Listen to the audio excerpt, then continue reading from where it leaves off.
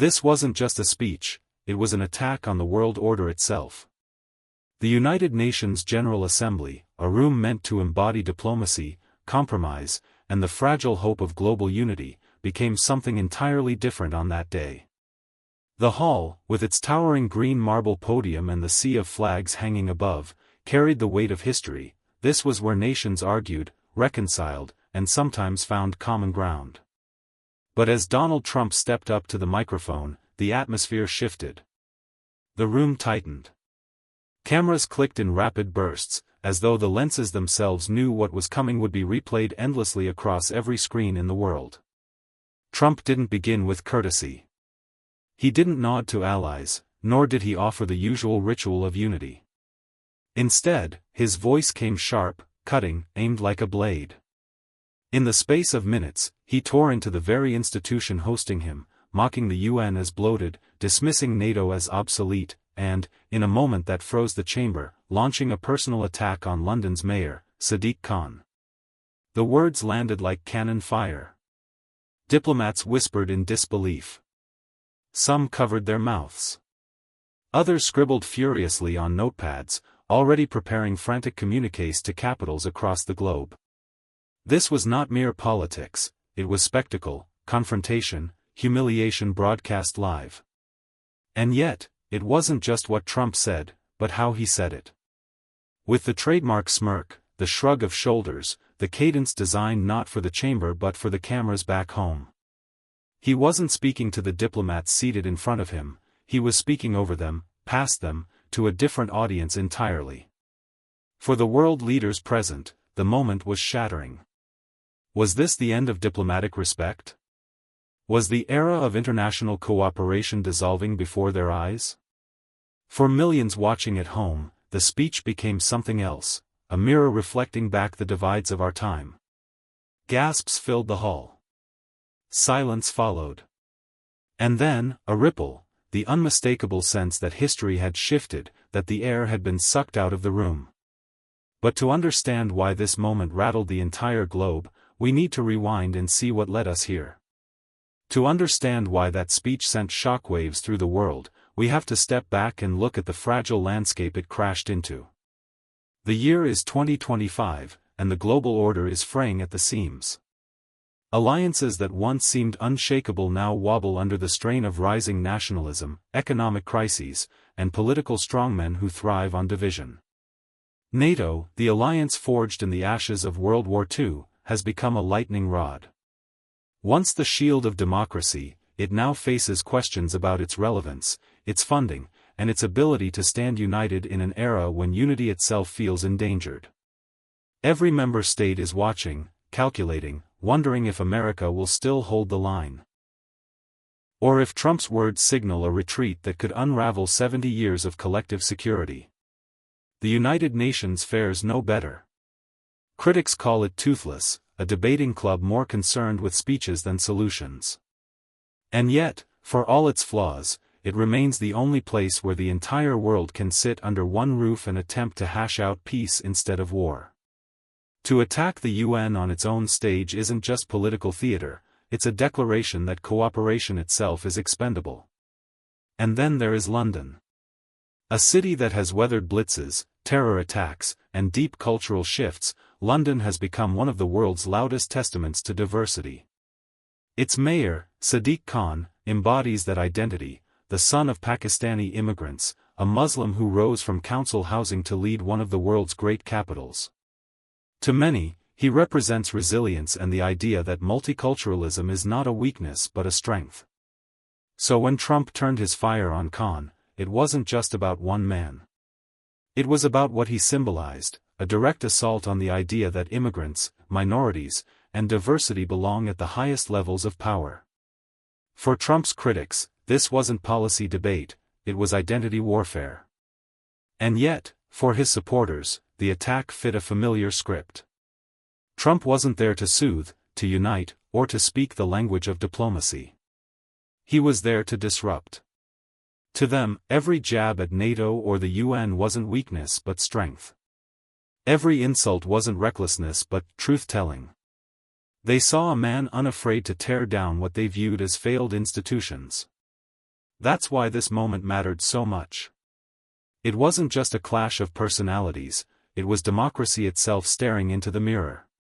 Would nations choose the slow, painstaking work of unity, or the seductive quick-fire thrill of division? Would identity be celebrated as belonging or weaponized as otherness? In that chamber, the stakes could not have been higher. The entire architecture of post-war cooperation trembled, as one man spoke words designed to destabilize. The audience didn't just hear Trump's voice echo off the marble walls. They heard the possible unraveling of alliances, the reopening of old wounds, the chilling reminder that democracy is not guaranteed, it's contested. And yet, even with all eyes on him, Trump decided to go further than anyone imagined. To understand the impact of Trump's words at the United Nations, you have to understand the man behind them, and the long trail of disruption he has left behind. Donald Trump was never just another politician. From the very beginning, he styled himself as an outsider, a wrecking ball aimed at institutions he claimed were corrupt, weak, or irrelevant. But behind the bravado lay a set of contradictions that made him both magnetic to his followers and deeply alarming to his critics. Here was a billionaire who branded himself a man of the people. A product of wealth and privilege, raised in gilded towers, yet somehow able to convince millions that he alone understood their pain. He flew in private jets and hosted lavish galas, but on stage he railed against elites and globalists, painting himself as the only barrier between ordinary Americans and the predatory world order. His contradictions weren't flaws to his audience, they were part of the mystique. From his first campaign for president, Trump revealed his playbook: turn allies into freeloaders, institutions into enemies, and international norms into punchlines. NATO, the alliance that had safeguarded peace in Europe for decades, became one of his favorite targets. He accused members of not paying their share, mocked their reliance on U.S. protection, and even threatened to pull out altogether. To many, these weren't just words, they were cracks in the foundation of collective security. To Trump, it was leverage, a businessman's tactic to rattle the table and force a new deal. The United Nations fared no better under his tongue. He dismissed it as bloated, incompetent, a gathering of bureaucrats more interested in speeches than solutions. He turned the very stage of global diplomacy into a theater for his grievances, reducing serious matters of war, peace, and human rights into soundbites designed for viral clips back home. For Trump, diplomacy was weakness, cooperation was compromise, and compromise was defeat. He thrived not on solving problems but on amplifying them. And then there was his fixation on individuals who symbolized what he opposed. London's mayor, Sadiq Khan, became one of his recurring targets. Trump derided him after terror attacks, mocked him as weak, and painted him as the embodiment of everything he claimed was wrong with multicultural politics. For Khan, the attacks were personal, but for millions of immigrants, Muslims, and Londoners, they carried an even heavier sting. Every insult felt like an attack on identity, a dismissal of belonging. In Trump's world, enemies were everywhere, and often, they were allies. Germany, France, Canada, countries that had stood beside the U.S. for generations suddenly found themselves painted as opportunists. Meanwhile, autocrats and strongmen, from Moscow to Pyongyang, received warmer words. It wasn't ideology, it was theater. Trump respected those who wielded raw power, who played politics as a zero-sum game. And he scorned those who spoke the language of rules, cooperation, and restraint. But perhaps what made Trump so potent was not just his arrogance, but the way he thrived on chaos. Where others saw crisis, he saw opportunity. Every controversy was a stage, every scandal an opening. Critics marveled at how he could ignite outrage one day and bask in the loyalty of his followers the next. For them, his unpredictability was proof that he was genuine, unfiltered. For the rest of the world, it was proof that he was dangerous. By the time he returned to the UN stage, Trump was no longer a man trying to prove himself. He was a man who had already bent politics to his will, who had outlasted scandals, impeachments, and defeats. His legend, for his base, was one of defiance. For his critics, it was one of destruction. And on that day, in that hall, his words carried all the weight of that history.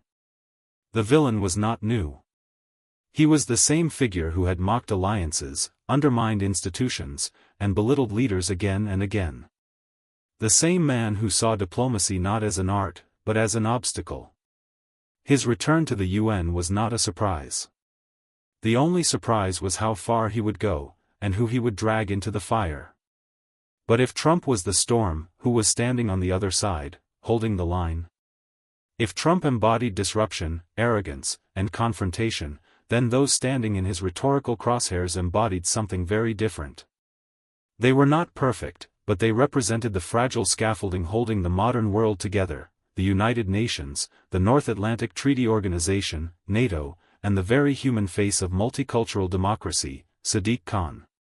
To understand the gravity of Trump's attack, we must first understand who, and what, he was attacking. The UN, a hall built on hope. The United Nations was born out of the ashes of World War II, when nations swore, never again. Its marble halls in New York are more than architecture, they are a promise that dialogue will replace destruction. For decades, the UN has been a forum where small nations can stand shoulder to shoulder with superpowers, where a vote from an island state carries symbolic weight against the giants of geopolitics. By 2025, however, the UN was limping. Gridlock in the Security Council, accusations of corruption, and the erosion of US support had left it weakened. And yet, for much of the world, the UN remained the last arena of collective legitimacy. Refugee crises, climate change, nuclear threats, all these issues demanded something larger than unilateral action. The institution's very survival rested on continued belief in its purpose. That belief is what Trump threatened. To mock or dismiss the UN wasn't just political theater, it was a swipe at the fragile hope that diplomacy still mattered in a fractured age. NATO, the shield of the West. If the UN is the debating chamber, NATO is the sword and shield. Formed in 1949 to protect Europe from Soviet aggression, NATO became the bedrock of Western defense. When one member is attacked, all respond, that is the promise of Article 5. Through the Cold War, through 9/11, through countless smaller crises, NATO has stood as the collective muscle of democracy. But by 2025, NATO too faced internal strain. Burden-sharing debates tore at its seams, European leaders questioned America's reliability, and populists argued it was a costly relic. And yet, when Russia loomed over Eastern Europe or when rogue states rattled their sabers, NATO was the firewall that stood between chaos and collapse. To ridicule NATO on the global stage was not just anti-diplomatic, it was destabilizing. It told allies they could not trust the American umbrella. It told adversaries they could push harder. And to millions of citizens across Europe, it was an assault on the security they had taken for granted since birth. Sadiq Khan, the human symbol of resilience. If the UN and NATO are institutions, Sadiq Khan is a person, and a profoundly symbolic one. Born the son of a Pakistani bus driver in South London, Khan rose from public housing to become the first Muslim mayor of a major Western capital. His story was not just personal success, it was the embodiment of multicultural possibility. Londoners elected him not despite his background, but because they believed his journey reflected their city's soul, diverse, resilient, forward-looking. Khan's tenure as mayor was not without controversy. He faced terrorist attacks that tested his leadership, housing crises that strained his policies, and relentless criticism from conservative media. But at his core, Khan became a global symbol of integration, proof that identity and governance could coexist, that belonging did not require assimilation, that the West could be home to all. For Trump to target Khan in the UN chamber was not random. It was an attack on the very idea of multicultural democracy. It was a message to millions of immigrants, Muslims, and minorities: your success will never protect you from scorn. It was also a challenge to the West itself: can you truly live up to your own values of tolerance and inclusion? Fragile defenders in a divided world. Taken together, the UN, NATO, and Sadiq Khan represented three pillars of a fragile world order: diplomacy, security, and identity. Each was imperfect, scarred by criticism, and under strain from the global rise of nationalism. Yet each still carried symbolic weight far beyond its flaws. They were, in a sense, the protagonists of this drama. Not superheroes, not flawless champions, but representatives of dignity against derision, unity against division, cooperation against chaos. When Trump launched his tirade, he wasn't merely speaking against policies. He was speaking against the very scaffolding of the modern international system. And in that moment, the world saw the stakes clearly. Would dialogue survive when mocked by the most powerful voice in the room? Would collective defense remain credible when derided as obsolete? Would multicultural identity hold firm when taunted at the highest global platform? The weight of symbols. What makes a protagonist is not perfection, but meaning. The UN, NATO, and Sadiq Khan each carried meaning that transcended themselves. The UN symbolized the dream of peace, NATO the promise of protection, and Khan the hope of coexistence. Trump's attack was not just personal or institutional, it was existential.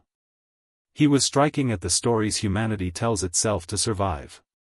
That is why the gasps in the assembly hall mattered. They were not just responses to words, they were responses to a challenge to identity, to values, to the fragile hope that something greater than nationalism still existed. And so, when Trump launched his attack, it wasn't just policy on trial. It was identity itself. Section 5, Debate Escalation, 700 words. The UN General Assembly is no stranger to sharp words. Over the decades, leaders have sparred in those marble halls, from Khrushchev pounding his shoe to Chavez calling Bush the devil. But what unfolded this time was something different.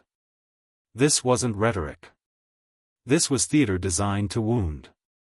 When Trump leaned into the podium, his shoulders squared and voice dripping with disdain, the chamber grew taut. The translators' booths lit up, voices racing to keep up with the torrent of barbs. And everywhere, the whispers began. "This isn't just a critique," muttered one European delegate, leaning toward his colleague. "This is demolition." Gasps and uneasy silence. As Trump mocked the United Nations, calling it a bloated bureaucracy more interested in cocktail parties than peace, heads turned sharply toward the Secretary General. His jaw tightened, his hands clasped, but he did not respond. Diplomacy demands silence, even in the face of humiliation. Still, the gasp that rippled across the floor was unmistakable. Then came NATO. Trump's words landed like thunderclaps. "Why should America bankroll your defense when you refuse to defend yourselves? NATO isn't an alliance, it's a scam." For leaders from Eastern Europe, who rely on NATO's shield against looming threats, those words felt like betrayal. They scribbled furious notes, while US allies like Germany and France shifted uncomfortably, knowing cameras were catching every flicker of unease. The silence was no longer respectful, it was brittle, on the edge of fracture. The personal strike. And then, he went further. He named names. He turned his fire not just on institutions but on people. London's mayor, Sadiq Khan, talks about unity while letting his own city drown in crime, division, and weakness. If that's the future of the West, then God help us all. The words cut like a blade. Personal attacks are rare in this chamber, rarer still against city leaders rather than heads of state. Diplomats shook their heads in disbelief. Some gasped audibly. A delegate from Britain's bench dropped her pen, visibly shaken. The insult wasn't just aimed at Khan, it was aimed at every immigrant, every minority, every believer in the idea that diversity is strength. The room held its breath. Media frenzy mid-speech. Meanwhile, outside the chamber, the digital world was already exploding. Headlines appeared in real time. Trump mocks UN, blasts NATO, taunts London's mayor in fiery UN speech. Global gasps as Trump crosses line in General Assembly. On Twitter, hashtags began to trend before Trump had even finished. Hashtag UN speech, hashtag Trump vs. World, hashtag Khan attack. Journalists' fingers flew across keyboards, crafting narratives of outrage, spectacle, and shock. Some networks cut their feeds to split screens, Trump sneering at the podium on one side, stunned delegates on the other. It wasn't just a speech anymore. It was an event. Allies on edge. Inside the hall, the reaction was a spectrum of discomfort. Some leaders shifted in their seats, their body language betraying restrained anger. Others scribbled notes furiously, already planning their rebuttals. A few simply sat frozen, unwilling to react on camera but visibly shaken. Every diplomat knows that words can shift markets, fuel protests, even spark conflict. Trump's tirade carried that dangerous energy. NATO's cohesion seemed suddenly fragile. The UN's dignity appeared under siege. London's multiculturalism, embodied in Sadiq Khan, was being mocked before the eyes of the world. And yet, amid the outrage, there was also calculation. Leaders asked themselves, should we strike back here, in this chamber? Or hold our fire until the microphones are ours? Tension at boiling point. As Trump's voice rose, mocking the politically correct elites and sneering at globalists who want to erase borders, the room itself seemed to close in. Every camera zoomed tighter. Every eye darted between the speaker and the faces of those being attacked. For America's allies, it was humiliation. For adversaries, it was vindication.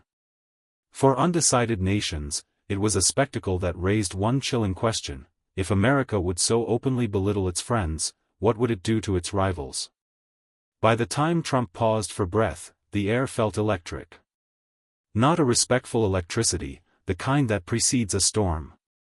The stage for clash. Whispers swirled louder now, no longer just murmurs but audible exchanges. Some delegates leaned back defiantly, arms crossed. Others sat forward, ready to pounce when their moment arrived. The translators' voices trembled with urgency, as though they too felt the weight of history in the making. Everyone knew what came next. The counterpunch was inevitable. No assembly, no alliance, no individual targeted so directly could remain silent. The question was not if, but how. Would it be measured restraint? Would it be outrage? Would it be the kind of fiery defense that would shift the tide of public opinion? One thing was certain: the moment Trump ended his barrage, the world would not simply move on. The storm of Trump's words still lingered in the air when the room seemed to fall into a tense suspension.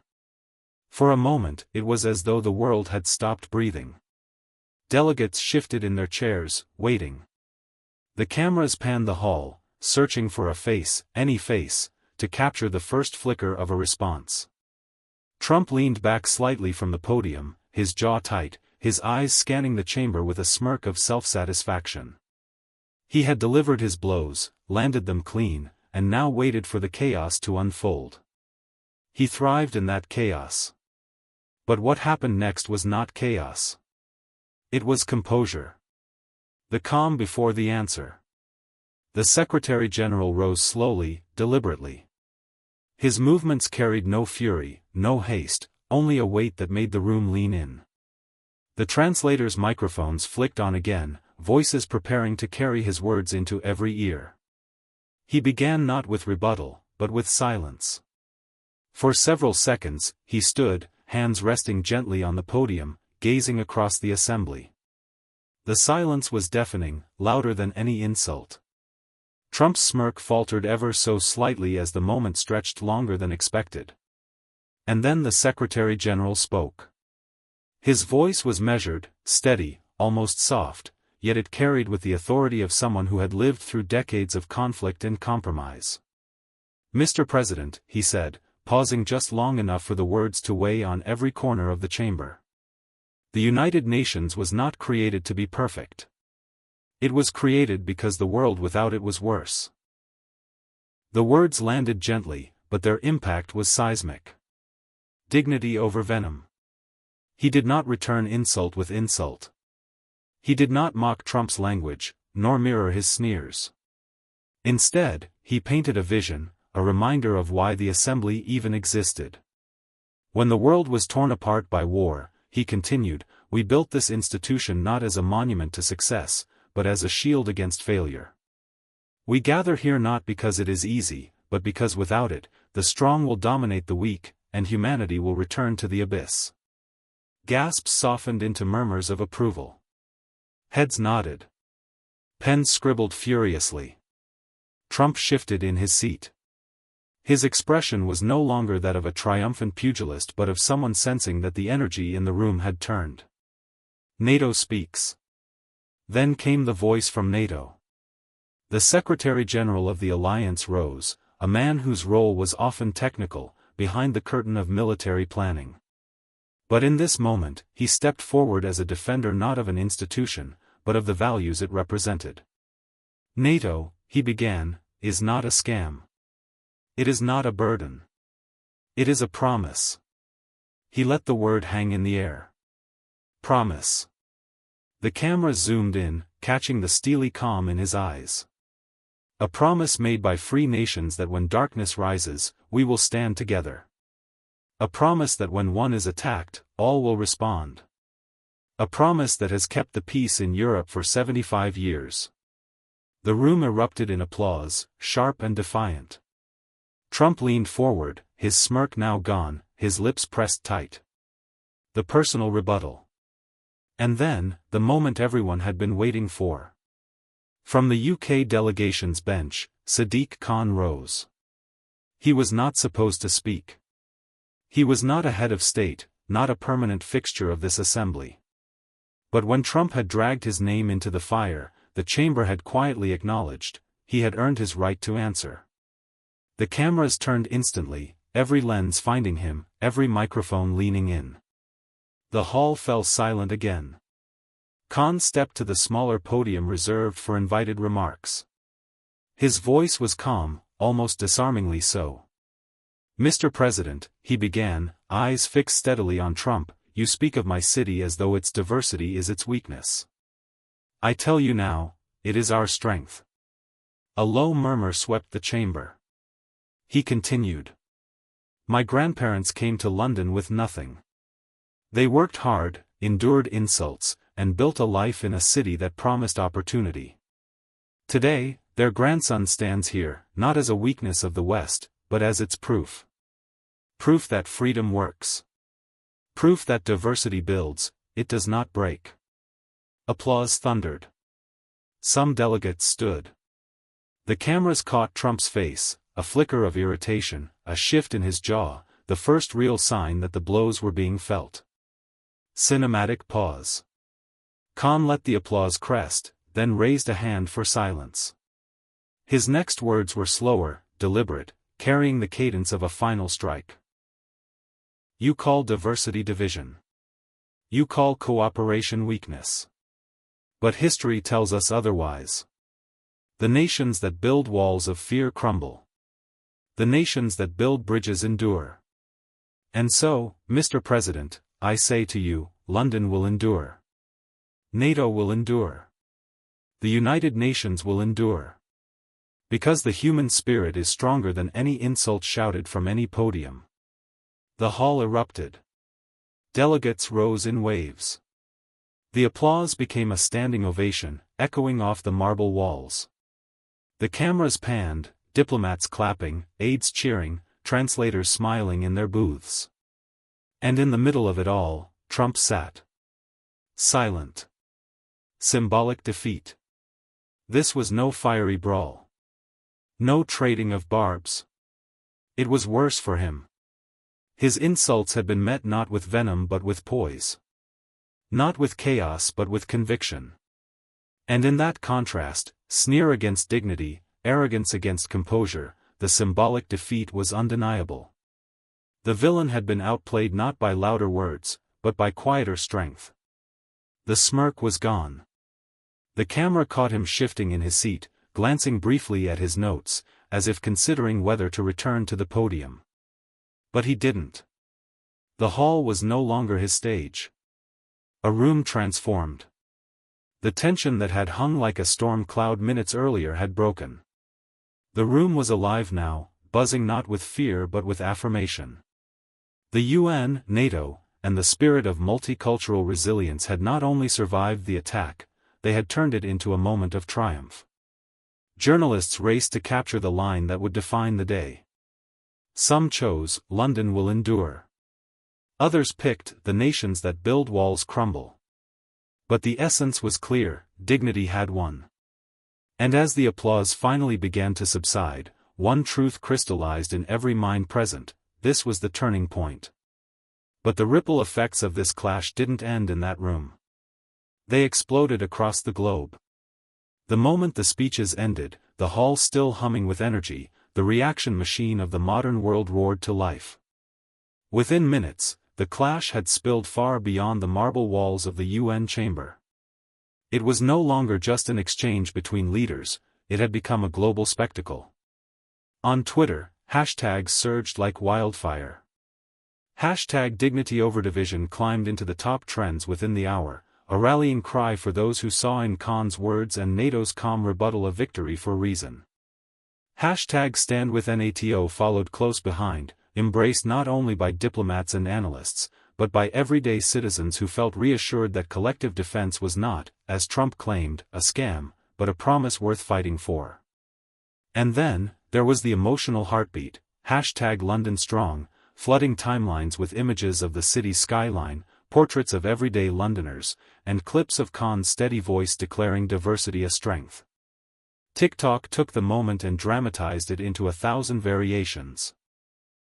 Some creators layered cinematic music over Khan's line, "The nations that build walls crumble." Others cut together Trump's sneer with the standing ovation that followed, presenting it like a movie trailer, a villain's downfall in real time. One viral video imagined the scene as a heavyweight boxing match, Trump throwing wild punches, only to be floored by Khan's calm counter. It racked up tens of millions of views overnight. Late-night television, too, wasted no time. Comedians parroted Trump's exaggerated hand gestures, mocking his obsession with tearing down alliances. But the humor carried a sharper edge, reminding audiences that this wasn't just comedy fodder, it was the reputation of the United States, the stability of alliances, and the dignity of millions of people under scrutiny. Meanwhile, politicians lined up to stake their positions. In Europe, leaders from Paris to Berlin praised the restraint and resolve shown in the chamber. The French president declared, this was not merely a rebuttal to one man, it was a statement for the future of democracy. The German chancellor tweeted a single word, "Together," alongside the NATO flag. In the UK, responses split across familiar lines. Progressives hailed Khan as a statesman who had risen above personal insult to defend values larger than himself. Conservatives, though, accused him of using the global stage for self-promotion, arguing that Trump's critiques should not be dismissed so lightly. Yet even within those critiques, there was acknowledgement of the spectacle's impact. In America, the divide grew sharper. Supporters of Trump hailed him as a truth-teller unafraid to skewer sacred cows, claiming his bluntness was the only antidote to what they saw as elite hypocrisy. But his critics seized on the moment as evidence of isolationism's dangers. Editorials in major newspapers praised the dignity of the responses and warned that America's moral leadership was at risk of vanishing if its president preferred taunts to diplomacy. And in communities far from Washington or London, ordinary people reacted with a mix of awe and relief. For young immigrants in cities like Toronto, Sydney, or Johannesburg, Khan's words felt personal, a defense of their own right to belong. For NATO soldiers stationed on tense borders, the reaffirmation of solidarity carried tangible reassurance. And for students watching on live streams in universities across the globe, the clash became a civics lesson in real time, a reminder that politics could still reveal stark contrasts between division and dignity. The memes, the hashtags, the parodies, they were entertaining. But underneath the laughter and the trending clips, something deeper began to stir. Journalists wrote of a London moment, likening Khan's calm rebuttal to historical speeches where restraint carried more force than rage. Pastors wove his words into sermons. Teachers replayed the footage in classrooms. Parents sent clips to their children with simple notes: "This is what strength looks like." In a fragmented world, people were hungry for symbols, symbols that told them dignity could still triumph over sneers, that inclusion could still stand tall in the face of mockery. Khan's voice, paired with the steady affirmations of the UN and NATO, had given them that symbol. But symbols carry burdens as well as blessings. Because once a moment becomes larger than life, it demands to be lived up to. And as the applause faded into memory, as the trending hashtags began to slow, the question grew louder: could this moment be more than a viral clash? Could it be the seed of something lasting? The world was buzzing, united briefly in awe or outrage. Yet beyond the memes and headlines, something deeper was unfolding, a moral test for our times. In the end, the clash at the UN was never really about one man's insults or one leader's rebuttal. It was about something far larger, a test of what kind of world we want to live in. Trump's words exposed the fracture lines: division versus unity, arrogance versus humility, isolation versus solidarity. But the responses that followed showed something more enduring: that dignity, not derision, carries the power to shape history. Because what Sadiq Khan, NATO, and the UN demonstrated was not the easy path. It is always simpler to shout back, to meet insult with insult, to answer fire with fire. But restraint, deliberate, principled restraint, is what gave their words weight. They chose to stand taller than the attack, to prove that dignity is not weakness, but strength in its purest form. History tells us that the strongest leaders are not those who can land the sharpest blow, but those who can hold the line when provoked. Gandhi did not raise his voice, Mandela forgave his jailers, Martin Luther King Jr. dreamed louder than those who tried to silence him. In each case, the moral arc bent not because of fury, but because of conviction.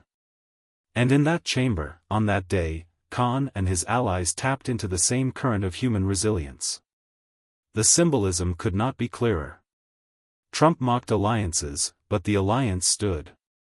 He insulted diversity, but the voice of London reminded the world that inclusion is a fortress no sneer can breach. He tried to sow doubt, but the calm resolve of those he targeted planted something deeper, a reminder that identity, unity, and humanity are not bargaining chips, they are the bedrock of any future worth building.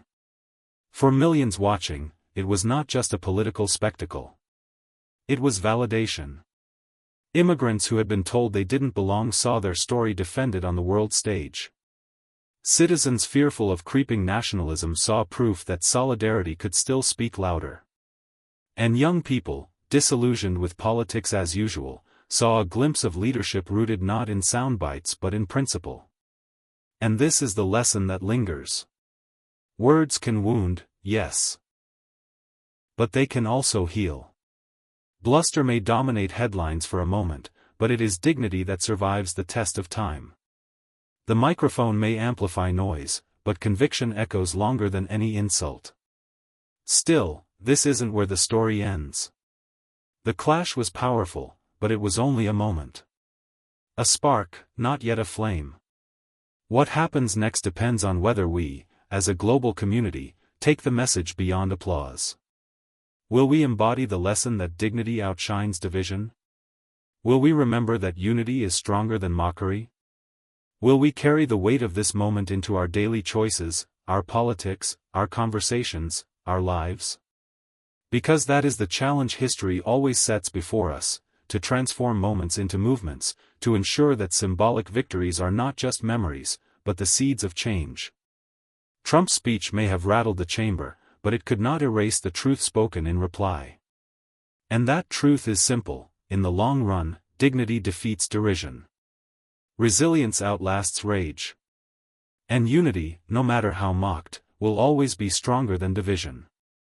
And that brings us to the challenge still before us. And so, the chamber fell silent. The world had just witnessed not only a clash of words, but a revelation: dignity, wielded with calm resolve, can shake even the loudest voices.